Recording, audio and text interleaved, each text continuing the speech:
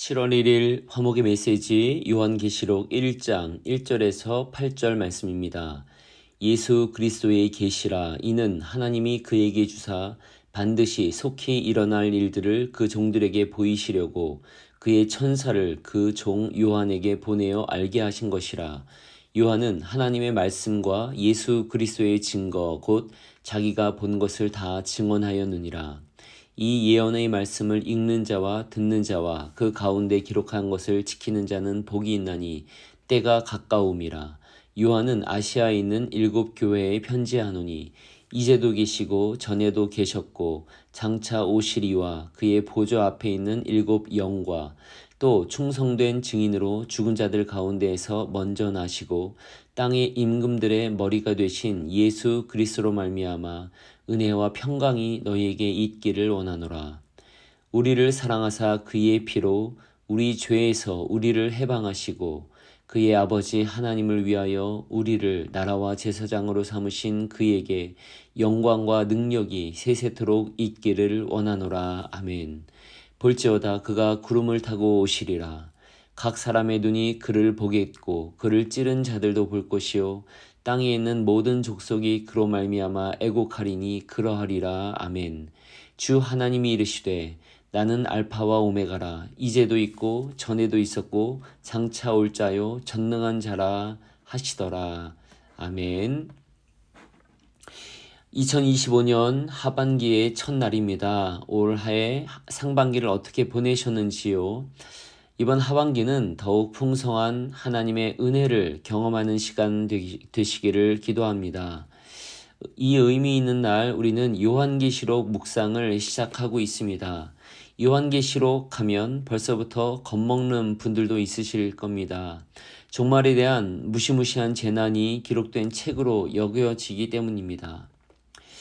종말에 대해서 사람들에게 강렬한 기억을 남긴 영화와 책으로 휴거를 들 수가 있습니다. 어린 시절에 본 기억인데요. 종말이 시작되면서 누군가는 없어지고 누군가는 남게 됩니다.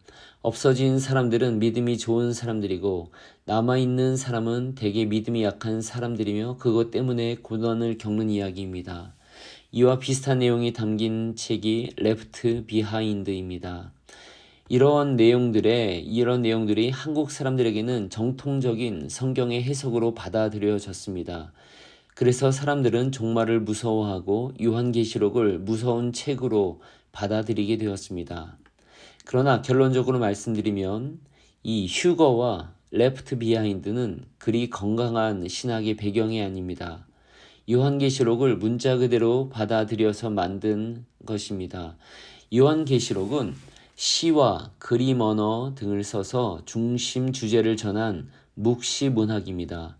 로마 제국의 박해로 고통당하는 그리스도인들에게 죽임당하신 어린 양이신 그리스도께서 승리할 것이기에 인내하고 견디라는 메시지를 전하는 위로와 격려의 책입니다.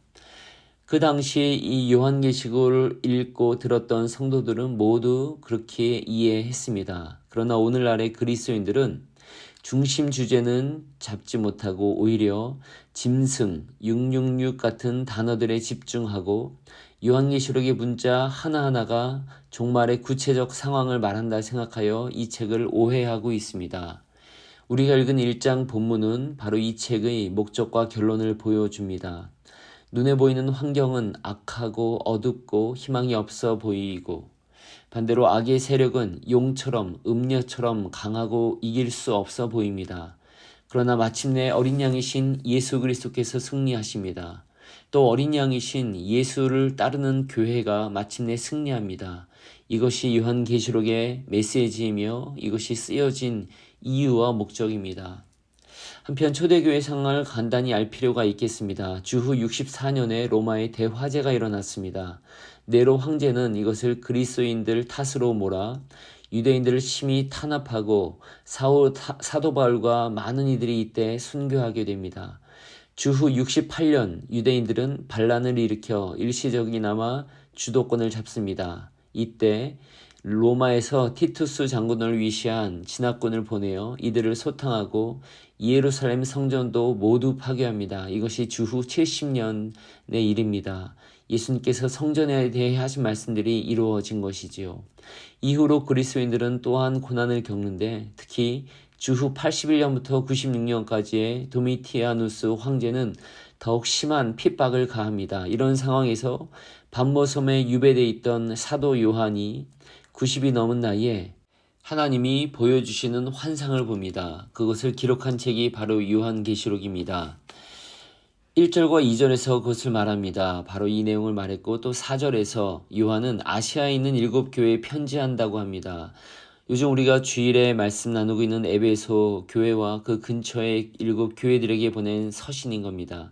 이 책의 목적은 5절에 구체적으로 나타납니다. 또 충성된 증인으로 죽은 자들 가운데서 먼저 나시고 땅의 임금들의 머리가 되신 예수 그리스도로 말미암아 은혜와 평강이 너희에게 있기를 원하노라. 여기서 말한 것처럼 예수 그리스도로 말미암아 은혜와 평강이 있기를 축복하는 것이 이 책의 목적입니다. 또 계속해서 우리를 사랑하사 그의 피로 우리 죄에서 우리를 해방하시고 그의 아버지 하나님을 위하여 우리를 나라와 제사장으로 삼으신 그에게 영광과 능력이 세세토록 있기를 원하노라. 아멘. 이것이 또한 책의 목적입니다. 하나님께 영광을 올려드리고 또 하나님을 높이고 있는 것입니다. 7절은 다니엘서와 스가랴서의 인용입니다. 볼지어다 그가 구름을 타고 오시리라. 이것은 다니엘서의 내용입니다. 각 사람이 눈을 보겠고 그를 찌른 자들도 볼 것이요 땅에는 모든 족속이 그로 말미암아 애곡하리니 그러하리라.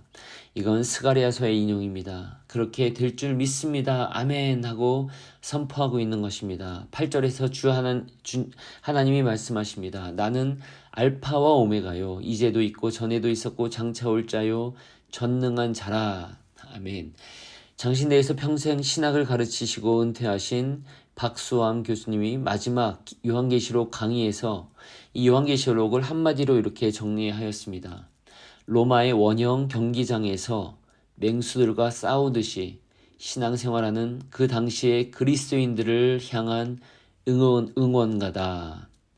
이길 수 없는 또 도망갈 수도 없는 상황에 처해 있는 그리스도인들에게 끝까지 견뎌라 마침내 승리한다 라는 격려를 하시는 하늘의 응원가라는 것입니다. 성경을 진지하게 연구하고 가르치는 많은 학자들이 이와 비슷한 설명을 합니다. 은퇴한 교수님뿐 아니라 신진학자들 또 톰 라이트라는 세계적인 학자도 그렇습니다. 대다수의 목회자들이 또 교수들이 요한계시록을 그렇게 이해합니다. 요한계시록을 해석할 때에는 그 성경이 쓰인 문체와 시기와 목적을 잘 구별해야 합니다. 요한계시록은 장르적으로 보면 묵시문학입니다. 성경에서 묵시문학은 요한계시록과 구약의 다니엘밖에 없습니다. 이 책들은 그래서 서신서와는 다르게 읽고 접근해야 하는 겁니다. 이 묵시문학에는 상징과 묘사가 많이 있습니다. 그 상징에 대한 묘사 하나하나의 구체적 내용이 중요하기보다는 그 상징이 무엇을 가르치는지를 알아야 합니다. 실제로 요한계시록을 듣고 또 받았던 당시의 유대 사람들은 하나도 복잡하지 않았을 수 있습니다. 그들은 이것이 고통에 있는 자신들에게 주시는 하나님의 위로와 격려로 받았을 것입니다. 그에 대한 감동이 컸을 것입니다. 그랬기에 이 책은 읽히고 또 읽혀서 그들 가까이 있었고 마침내 성경으로 책으로 남게 된 겁니다. 요한계시록 전체를 보면 이곳에선 어린 양이신 예수님을 높입니다. 그분은 승리하실 분임을 선포합니다. 예수님은 또한 엄청나게 그렇게 강력하면서도 감동스럽고 또 온유하고 자상하신 분이십니다. 예수 그리스도를 통해 우리는 그분의 아버지 창조의 하나님을 보게 됩니다. 예수님을 만난 분들은 알 것입니다. 얼마나 위엄이 있고 권세가 있는 분이시라는 것을 말입니다. 나는 처음이요 마지막이니 곧 살아있는 자라.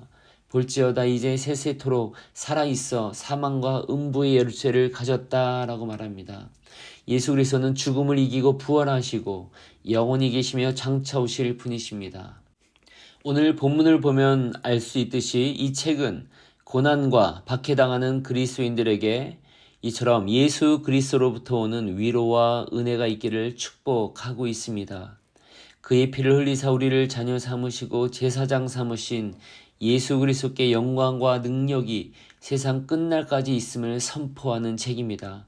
또 알파와 오메가요, 즉 처음이요 끝이신 하나님, 이전에도 계셨고 지금도 계시며 앞으로 오실 전능자 하나님을 높여드리는 책입니다. 그 하나님이 계시니 걱정하지 말라고 하는 것입니다. 이번 달 이 계시록을 묵상하면서 실제로 하나님이 그들을 어떻게 위로하셨는지, 또 우리에게는 그것을 통해 어떻게 말씀하시는지를 알아가시기 바랍니다. 극심한 박해 속에 있었던 유대인들을 격려하셨던 것처럼 지금 큰 고통과 어려움에 처해 있는 여러분들께 어린 양이신 예수 그리스도에 대한 소망으로 인해 하나님의 깊은 위로가 넘치시길 기도합니다. 주님, 어린 아이를 영접하심은 나 같은 연약하고 무능한 사람도 영접하시기 위함이니이다. 당신처럼 어린아이와 같은 사람들, 즉 배고프며 목마르며 헐벗고 병들고 외로우며 고통당하는 사람들을 불쌍히 여기게 하시고 그들과 당신의 복음과 생명을 함께 나눌 수 있게 하소서. 아멘.